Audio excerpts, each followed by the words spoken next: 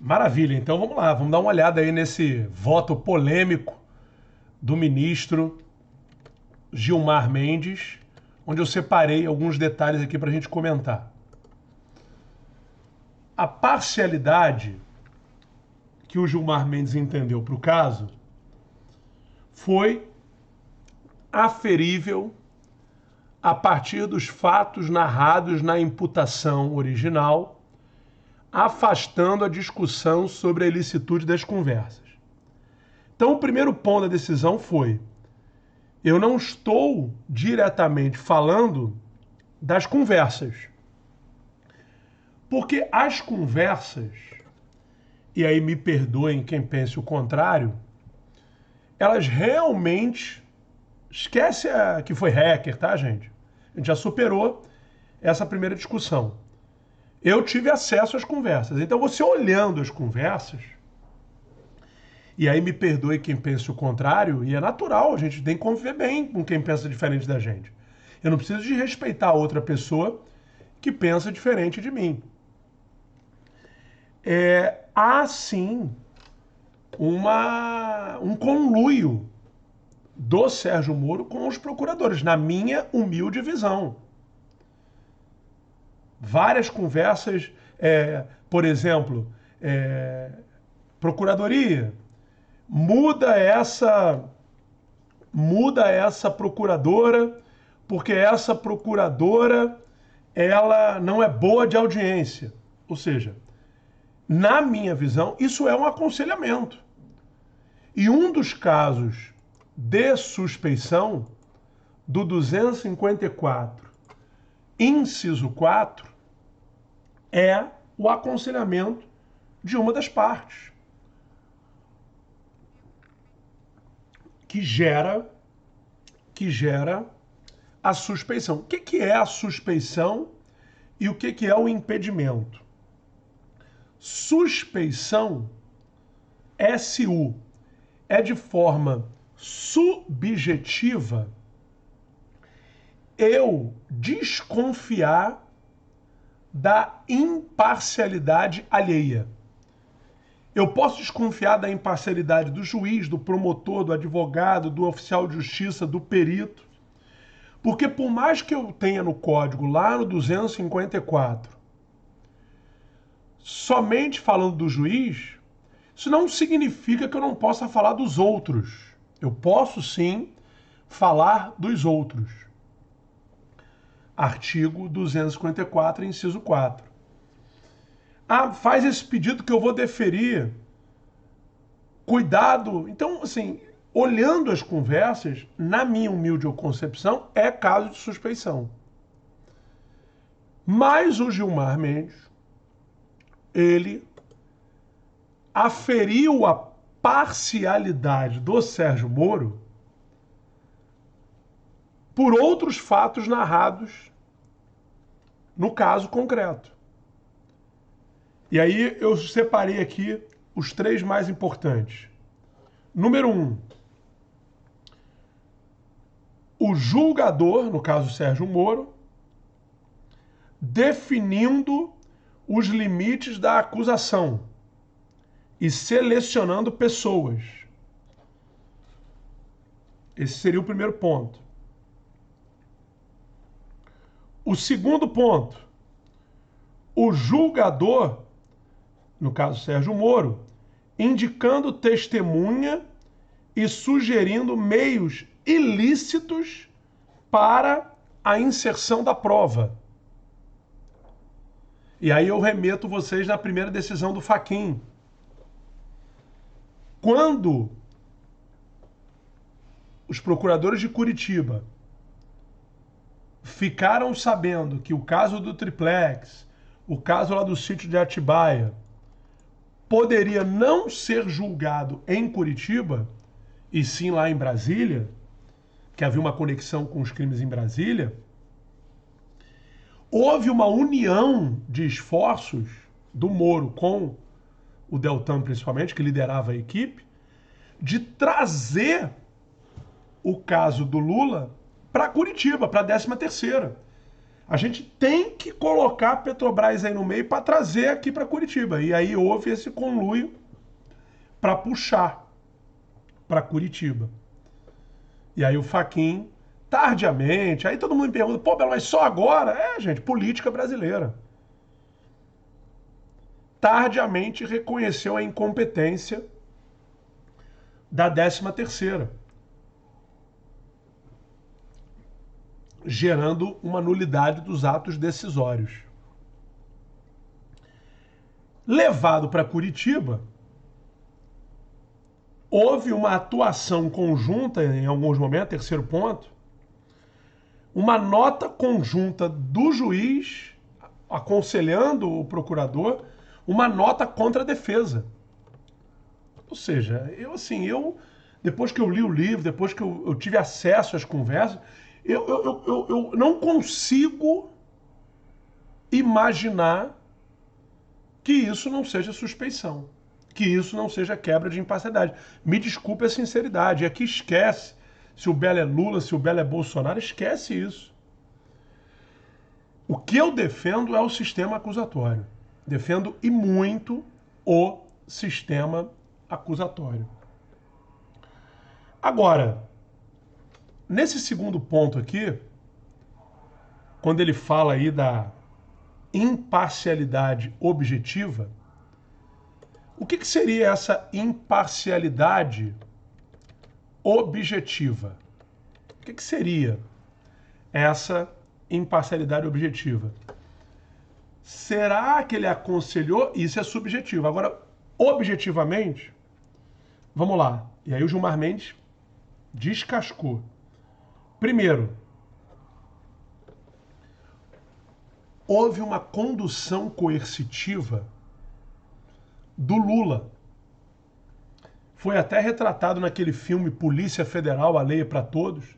A última cena do filme é justamente a condução coercitiva do Lula. Na época, havia a possibilidade de condução coercitiva, desde que o réu não fosse chamado, não respondesse o chamado do Poder Judiciário. Ora, houve, em várias outras situações, o réu se colocando à disposição. Então, a defesa alega que essa condução coercitiva foi feita com abuso de autoridade, porque o réu sempre respondeu o chamado do Poder Judiciário. E, na verdade, a defesa provou que essa condução coercitiva ela foi utilizada largamente pela mídia para trazer a população para apoiar a Lava Jato. Algo que na Itália, na Operação Mãos Limpas, isso também tinha sido feito. O Moro tem um artigo, procure na internet aí, Sérgio Moro, Operação Mãos Limpas, onde ele faz uma análise da operação italiana, onde ele exalta algumas posturas, inclusive de chamar a mídia para apoiar a operação. E ele fez isso na Lava Jato. Depois dessa condução coercitiva, que publicizou de forma exagerada o sensacionalismo que a mídia utiliza muito bem, o artigo 260 do CPP foi declarado inconstitucional. Na verdade, corrijo, não foi recepcionado pela Constituição através de uma DPF, uma ação de descumprimento de preceito fundamental. A DPF entendeu que o artigo 260, produzido em 41, na época do Código, não foi recepcionado pela Constituição. Então hoje, abril de 2021, eu posso tranquilamente te afirmar, a condução coercitiva, ela não pode, para o réu ou o investigado, para fins de interrogatório. As outras conduções coercitivas ainda podem, para testemunha, para ver. Agora, para o réu ou para o investigado, para fins de interrogatório, não pode. Até porque o réu ou o investigado, quando chegar na frente do juiz ou do delegado, ele tem direito ao silêncio. Então, se ele tem direito ao silêncio, para quê dessa ofensa toda à dignidade da pessoa humana, a pessoa chegar escoltada, se na frente do juiz ele pode ficar calado, não tem a menor necessidade dessa condução. Então, logo depois da condução coercitiva do Lula, o próprio PT e a OAB entraram com ADPFs e elas foram declaradas procedentes. Segundo ponto dessa imparcialidade objetiva, a divulgação dos áudios. Lembra do Tchau Querida, que ficou famoso? O Moro divulgou os áudios. Espera aí, gente. Tem uma interceptação telefônica, tem um limite de tempo. E aonde está escrito que pode liberar para a imprensa os áudios? Obviamente que foi uma manobra do Moro para que a sociedade crucificasse ainda mais o réu.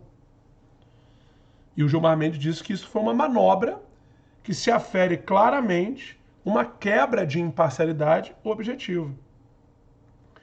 Além disso, uma atuação impeditiva, ou seja, se criou empecilhos quando saiu o alvará de soltura. Depois daquela decisão lá da execução provisória da pena, houve um desgaste na expedição do alvará de soltura. Então, esses 3 pontos que eu destaquei na decisão, e eu li ela todinha, fizeram com que o Gilmar Mendes entendesse que houve sim uma quebra de imparcialidade por parte do juiz Sérgio Moro. Anulando, portanto, a decisão. Foi utilizado também, com base nisso tudo, a teoria da aparência geral. Porque é óbvio que o Moro vai dizer que não. Como já fez aí há pouco tempo no Jornal Nacional. Não, estou muito consciente, aquela coisa toda. É óbvio, né, gente? Cabe a gente aqui analisar o que aconteceu. E aí você tira a sua opinião. Eu entendo que nesse assunto é meio que futebol, né? Você torce para um lado, torce para o outro. Eu já aprendi. Eu sou irracional só no futebol. Só no futebol que eu sou irracional. Que eu me permito a ser irracional. Nem em escola de samba que eu adoro eu sou irracional. Porque eu sou mangueirense, mas eu adoro o Salgueiro, eu gosto muito da Portela. Agora, futebol é Flamengo no céu, no mundo, no mar, em qualquer lugar é Flamengo. Eu sou Flamengo, todo mundo sabe. Meu pai é botafoguense, quando o Flamengo ganha eu ligo pra ele, quando o Flamengo é eliminado ele me liga, eu gosto disso no futebol. Agora, ser irracional no direito, eu pelo menos não sou. Vocês viram aqui, a prova disso é a decisão do Daniel Silveira. Eu sou contra o que ele falou, mas eu achei um absurdo a prisão dele. Achei um absurdo a prisão dele. Isso mostra o quê? Uma análise técnica, ao meu ver. Beleza? Como é que está a situação atual para a gente fechar o nosso encontro de hoje? Porque depois a Carmen Lúcia mudou de voto, o Cássio Nunes votou, tomou uma bronca do Gilmar Mendes.